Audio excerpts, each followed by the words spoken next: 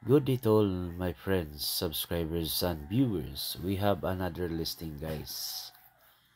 So we have a new listing. So this is very new. The property is located in Barangay Remedios, Danau, Bohol. So we are at Danau, Bohol.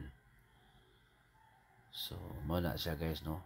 It is along to this provincial road. So makita na to, guys, nga it is not yet concrete road, but I think there are already zone, no, hapit na siya na concrete road. So nakanindot man sa atong gobyerno, sige silag pangguba sa mga mga na concrete road, pero di pa di ay wala pa ma concrete road. So this is the property, but it is very close from the town proper of Danau, Bohol. So dool ra gyud kaayo. So this is the property, guys, no? So mo ni siya. Shortcut road from Mahayag to Danau, Bohol. Mahayag, San Miguel. So mo na siya, no? Mo ni siya ang property. The size is 32,700 square meters. But the owner will just sell the 32,000 or 3.2 hectares because the 700 plus is for the people he trusted. No, ayang saligan din dapita. Ihatag na. He gave it, no. Iyan ang nahatag. So, ibutangan nagbalay. So, meaning, generous po ni tawhana because he has already given a portion of his land for his people, no. So the property is very nice, no. You know, Danau, Bohol is an interior town, a progressive town. If you can remember, there is Danau Bohol Adventure Park. Then tuwa dito ang mga tourist, no, tourist destination, yeah, as one of the best tourist destination. So few minutes from this property is already the tourist destination in Danau, Bohol. Best, very best. So according to my friend, guys, tourist driver, he said that one of the best is the Danau Bohol Adventure Park. May-enjoy jud kuno ang mga tao or mga tourist. So this portion is still part of the property. So mo na nakanindot. The price is 700 pesos per square meter. Negotiable. So ang owner, no, ako siyang istoryahan. He said that the zonal valuation or the market value in the area is already at 750 pesos per square meter. But he will just sell 700 pesos per square meter. Mahangyo pa. So, meaning, we can still negotiate him. Pwede pa na to siya mahangyo. So, ni travel ko dito sa ibabaw gamay, guys, ni tuyok ko because there's still a portion, pero dili na, it's not along to this road but still nearer to this road. That is why nag-overlooking na ko dire sa property. So mana siya, no. So mali akong gibuhat, ako sang gilantaw ang neighborhood, no. So at least, no, may balotag asa dapita ang property or ang neighborhood. So water, electricity, signal.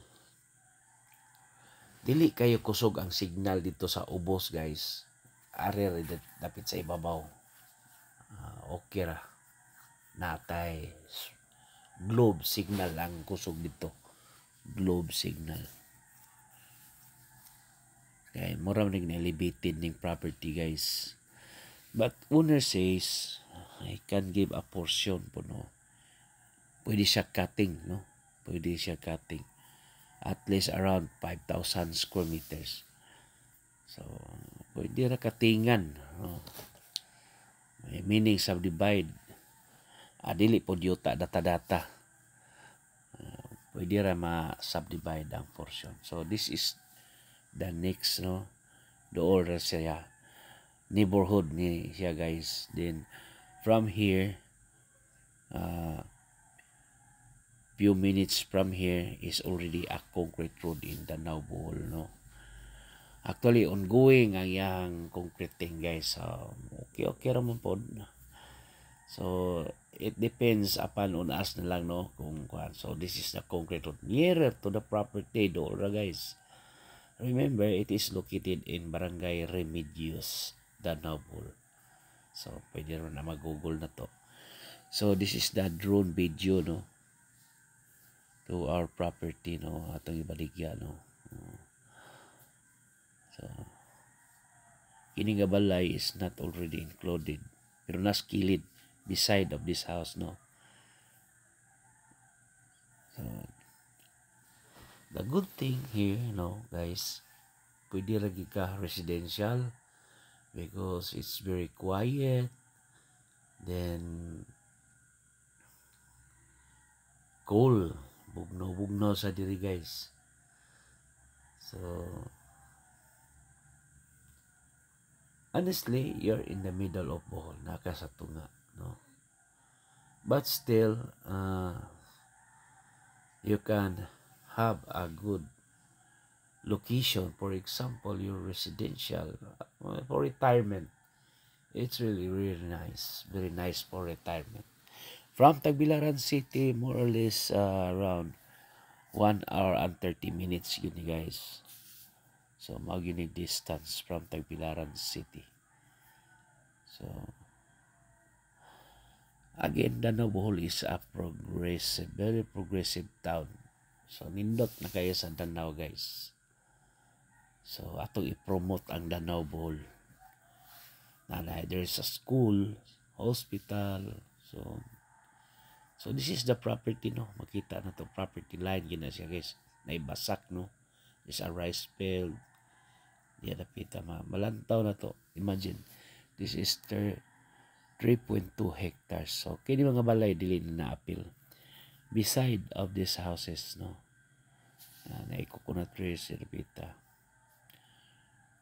So, as you can see, there is really a provincial road. See. Again, the size is 3.2 hectares, clean title, located in Barangay Remedios, Danau Bohol at 700 pesos per square meter. So, 700 pesos per square meter, negotiable. Owner is not around, living somewhere in Tagbilaran City. So, anytime we can contact him, no? Pwede ra yun. For inquiries, just contact me and please subscribe our YouTube channel. We will process transfer of title.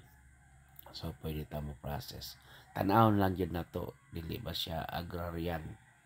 Kay mahirapan yung kuha ng mga agrarian nga title, guys. Dili pwede na. Bugatan ko na. Daghan kay requirements. Thank you.